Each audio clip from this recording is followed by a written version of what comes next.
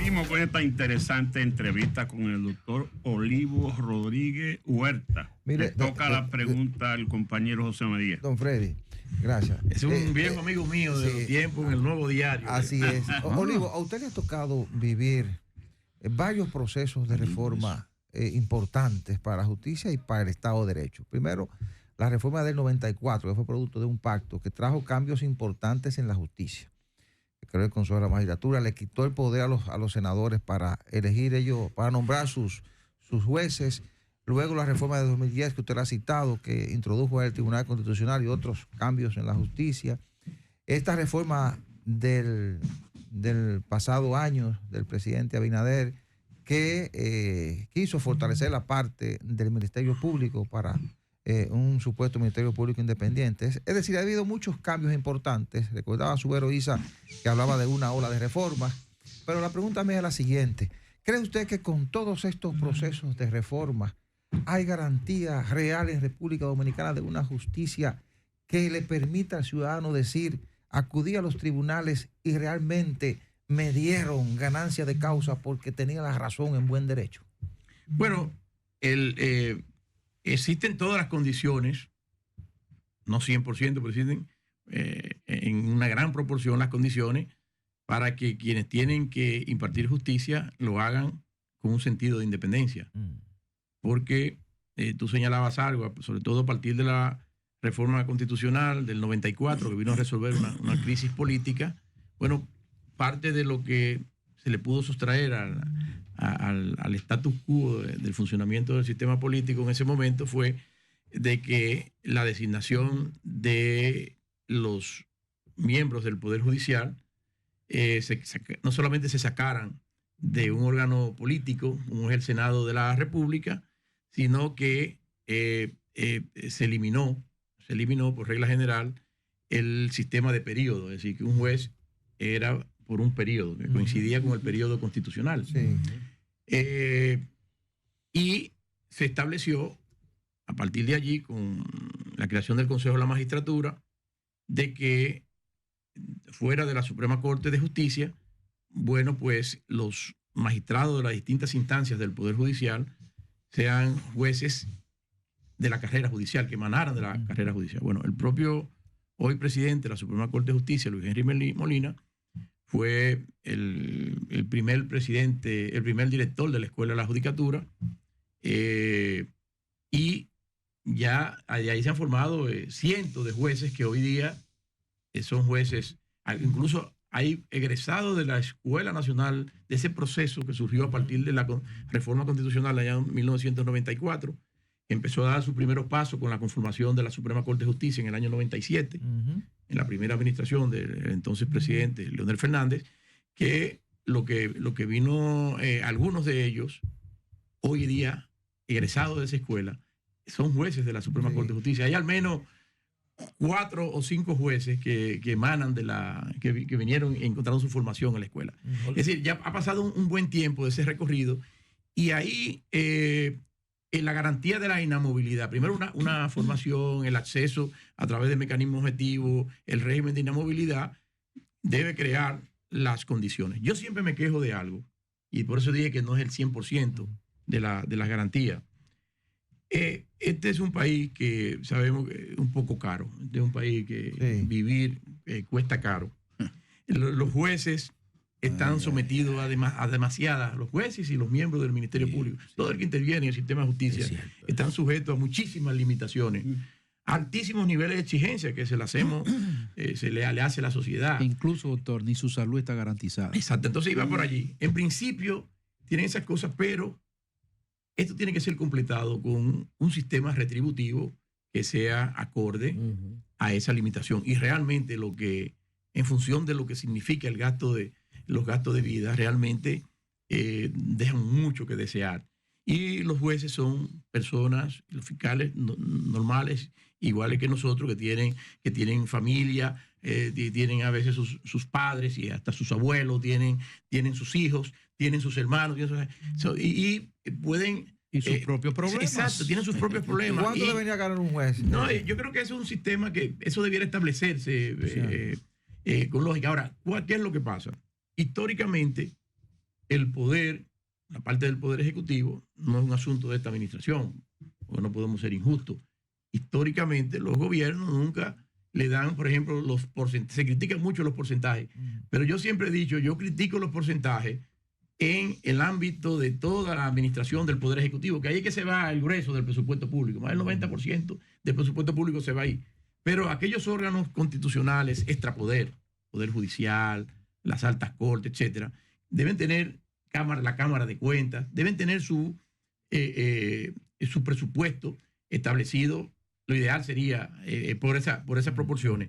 El Tribunal Constitucional Dominicano, en los tiempos presididos por el profesor Milton Rey Guevara, dictó una sentencia muy interesante en el año 2015, señalando que el porcentaje establecido por la ley de carrera judicial para destinar y sufragar los gastos del Poder Judicial no pueden, aunque no tiene rango constitucional, sí está por encima de las leyes ordinarias, incluyendo la ley ordinaria que anualmente aprueba el presupuesto. Y dijo el Tribunal Constitucional que en la elaboración del presupuesto que corresponde al Poder Ejecutivo, el proyecto de presupuesto que somete el Ejecutivo a la Cámara Legislativa debe respetar esos porcentajes. No se cumple.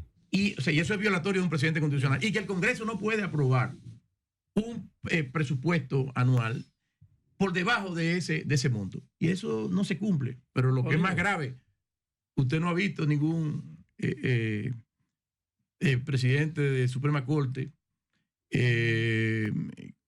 con permanente insistencia reclamando esto, ni un procurador general, porque sin los medios, sin los recursos económicos no va a tener independencia. Es decir, cuando tenga un tema catastrófico, una enfermedad, tiene que acudir al plan social, a aquello que... Entonces, como dicen, amor con amor se paga. Sí, entonces, yo creo que sí están dadas las respuestas, están dadas las condiciones para que el Poder Judicial cumpla su rol. Y yo creo que, ya como abogado en ejercicio, más de 35 años, que los cambios son notables en función de cuando yo comencé el ejercicio de la profesión y el desarrollo que ha tenido el derecho hoy día. Pero se impone una tercera ola de reforma. Se impone una tercera ola, pero se impone también dentro de esa tercera ola, insisto, tiene que estar garantizado la suficiencia financiera que garantice la total autonomía de quienes le toca esa sagrada misión de impartir justicia. Olivo,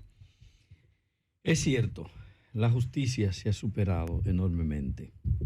Encontramos un buen desempeño del Tribunal Constitucional, de la Suprema Corte de Justicia, del Tribunal Superior Electoral, del Tribunal Superior Administrativo. Hay un desempeño que satisface cuando uno le pasa balance. Sin embargo, en una parte de la justicia hay algo que o no se entiende o no se comprende o no se conoce, que limita dos aspectos. ¿Qué limita el debido proceso a la hora de someter expediente a la justicia? Hay una queja permanente de violación al debido proceso judicial en el sometimiento a la justicia de cualquier tipo de expediente, por un lado. Por otro lado, preocupa por mucho que los casos de corrupción, expedientes de corrupción, en todos los gobiernos, no hablamos de manera particular en ninguno, han tenido limitantes, por llamarlo de alguna manera, para convertirse en sentencia de la cosa irrevocablemente juzgada. Han terminado los expedientes de corrupción en algún tipo de situación que no vamos ni a enjuiciarla, pero no feliz. ¿Qué sucede con esas dos partes de la justicia que no han logrado como superarse con creces ante el hecho de lo magnífico que pudiera calificarse ha sido el crecimiento de la justicia en otros aspectos, en la normativa, en las leyes, en el ejercicio de las altas cortes? Sí, mira, muy interesante tu pregunta en las dos perspectivas que incluye.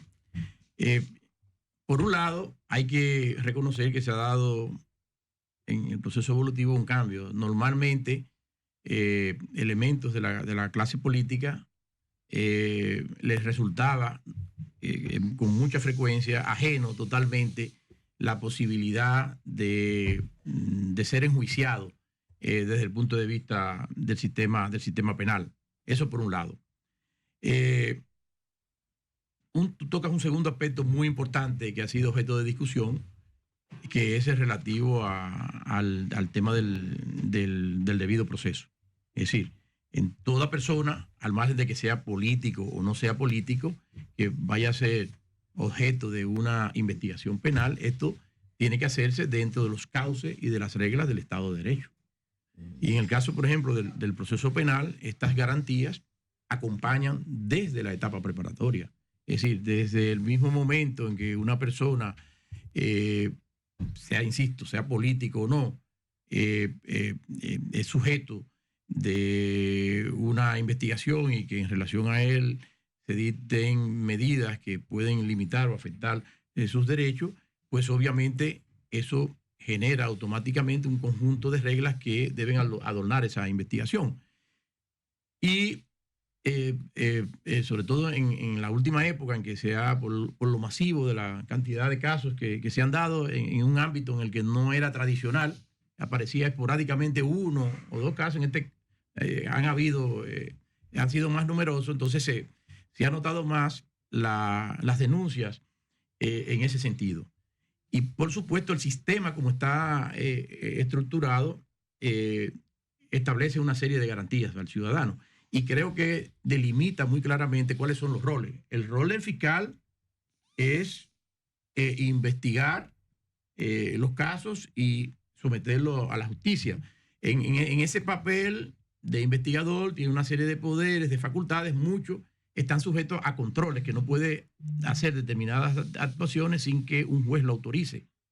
O cuando realice aquellas actuaciones que no necesariamente están sujetos a un control preventivo por parte de un juez, bueno, pues un juez puede luego examinar esa situación, porque en un Estado de Derecho, al final, aquí a los jueces les corresponde un papel central de imponer el respeto al Estado de Derecho, y dentro del Estado de Derecho están esas reglas del debido proceso. A mí me parece que, por ejemplo, en esta última etapa, esa reforma que habíamos señalado que fue declarada inconstitucional por vicios de forma por el Tribunal Constitucional sobre la reforma al Código Procesal Penal del año 2015, bueno, muchos de los aspectos que han sido invocados en estos casos sobre todo de corrupción últimamente, son tocados. Los aspectos que se consideran violatorios de debido proceso son tocados y analizados desde esa perspectiva por el Tribunal Constitucional. Es decir, ha habido una respuesta y se ha sentado ya una doctrina constitucional que los fiscales deberán tener muy en cuenta a los fines de que los casos no se le puedan caer por el desconocimiento de esas reglas elementales y básicas en el funcionamiento de un sistema penal. Por otra parte, me parece, y esto en otro de los ámbitos de tu comentario y pregunta, está lo de la duración. Creo que aquí lo que ha pasado hasta el momento debe llevar a una nueva reflexión al máximo liderato del Ministerio Público hoy día, de que esa forma masiva, tan colectiva, no es quizás la forma más óptima.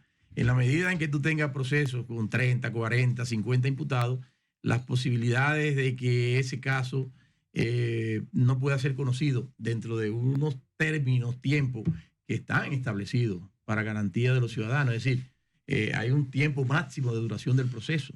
En el sistema actual, eso entra también dentro, que amplió a 4 años el tiempo en los procesos más complejos.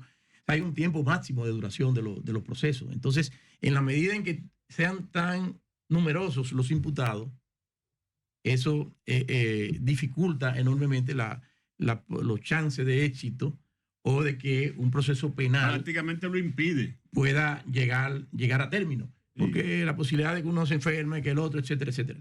Eso es bastante complejo. Entonces, ahí hay un tema que me imagino sirve de lección. Hay que ser más práctico, es decir, también el Ministerio Público puede cumplir una misión disuasiva de lo que son conductas penales, pero tienen que estar enfocadas en casuísticas y procesando a las personas más clave, aquellas personas que están llamadas desde lo público a proteger los altos valores que la administración de lo público conlleva. Doctor, entonces aquí hay una combinación de esos elementos que deben ser tomados en cuenta. Doctor, mire, el grupo ACD Media mantiene un reclamo de una autoridad que le ha expedido una autorización para operar una frecuencia de televisión.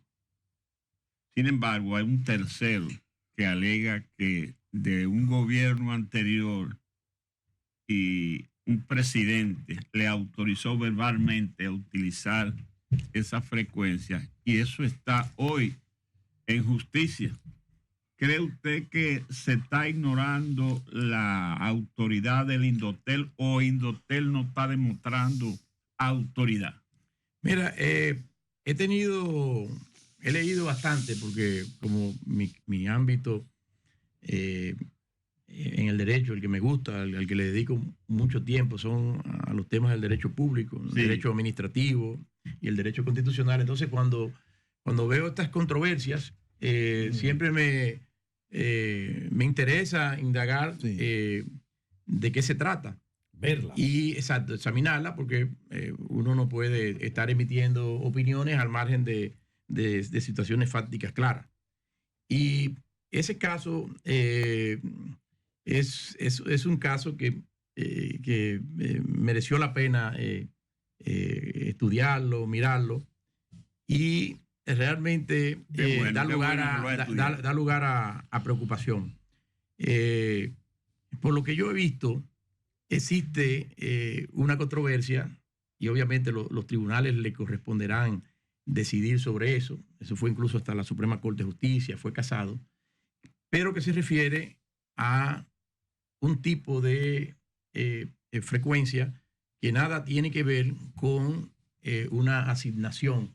Es un activo, ese que está en litigio ante los tribunales, al margen de la valoración de su improcedencia, etcétera, es un activo distinto a el que se está afectando, y es que el canal, un canal virtual que dentro del proceso de la transición que hizo el Instituto Dominicano de las Telecomunicaciones, que se inició por allá por creo que entre el 17, el 18, el inicio de un proceso de transición que concluyó justo en esta administración, entonces donde se asignaron también canales virtuales que no tienen nada que ver con el canal, absolutamente nada que ver con el canal que se invoca, que es de titularidad, que es un canal de naturaleza física. Entonces ese activo, eso no tiene absolutamente ningún litigio. Entonces lo que a mí me sorprendió bastante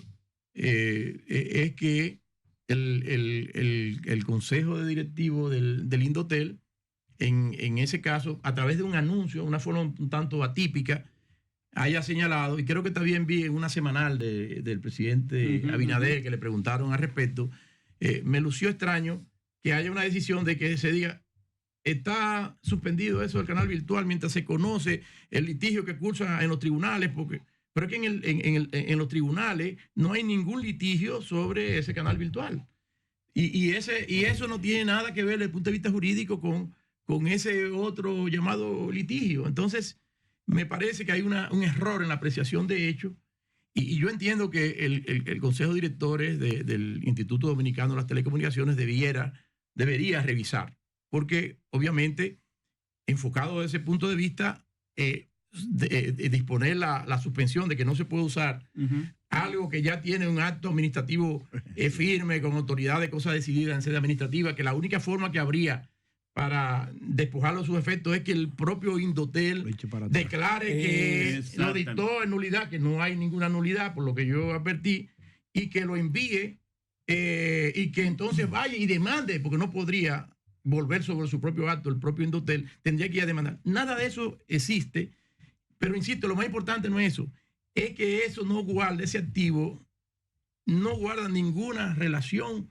con en el caso de que se tuviese razón en el otro tema. Sí. Son dos cuestiones totalmente distintas, y hubo personas a las que se invistió con la titularidad para el uso de ese canal virtual. Entonces, yo pienso que el Indotel, y hago un llamado, porque creo que se trata de una confusión.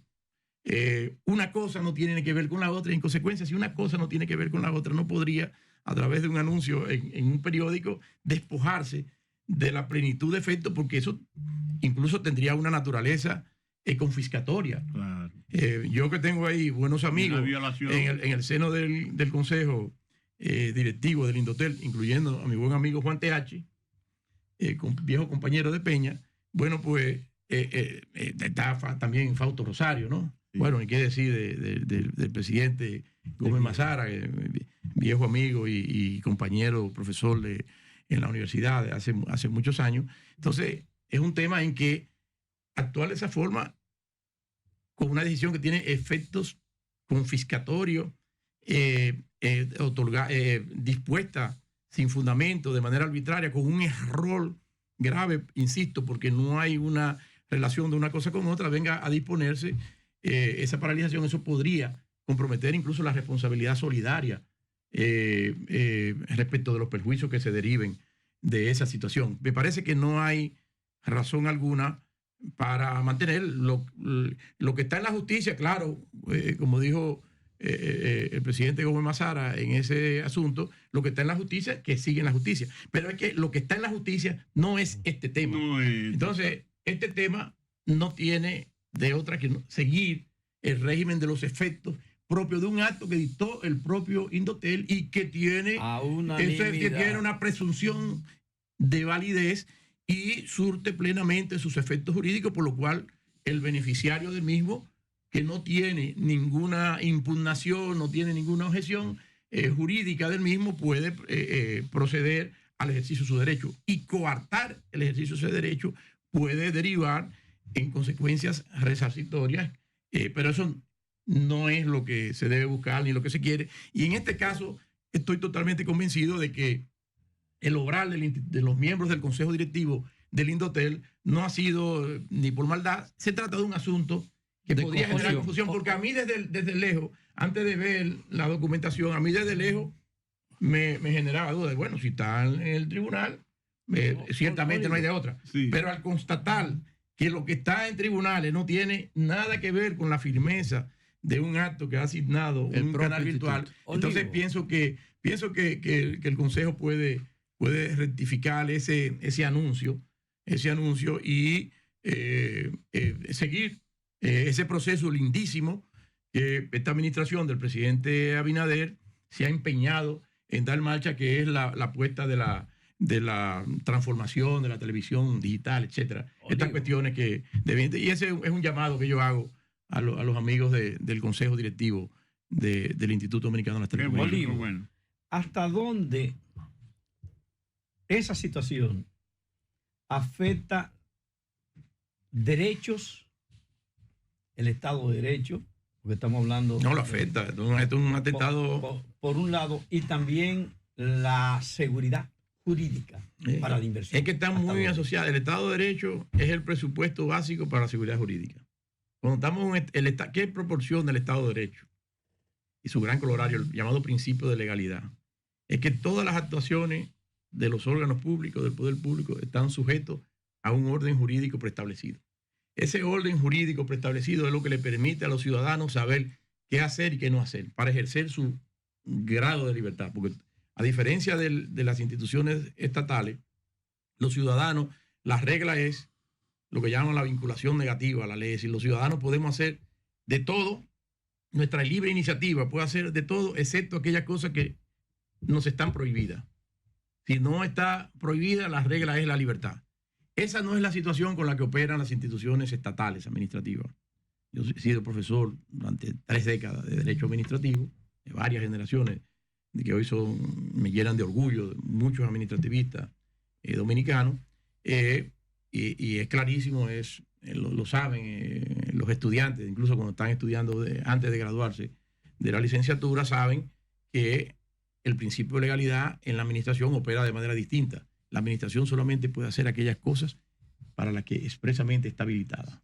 Y hacerlo no solamente para lo que expresamente está habilitada. No basta eso para la legalidad, sino que también tiene que seguir los cauces, los procedimientos para lo mismo. Y en este caso, ni la legalidad sustancial, ni está facultado para hacer eso, ni se siguió procedimiento alguno. Pero yo de verdad que creo que se trata de una confusión, y me parece que el litigio debe seguir su curso en relación a lo que es el litigio, pero aquello que está fuera del litigio, aunque luciera parecido, no es que Lucas parecido, que son cosas distintas.